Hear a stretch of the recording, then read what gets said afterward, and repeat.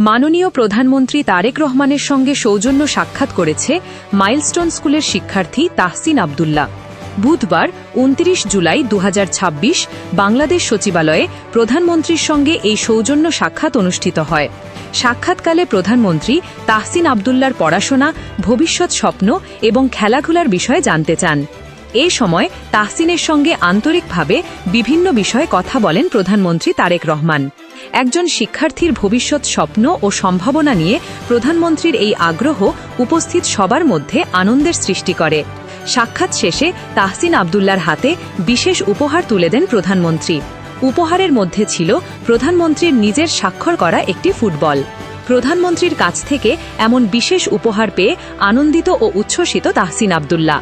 এই সৌজন্য সাক্ষাৎ ও বিশেষ মুহূর্তটি তাহসিনের জীবনে স্মরণীয় হয়ে থাকবে বলে মনে করছেন সংশ্লিষ্টরা। বাংলাদেশ সচিবালয়, ঢাকা। দৈনিক জীবনযাত্রা, সত্য ও ন্যায়ের পথে।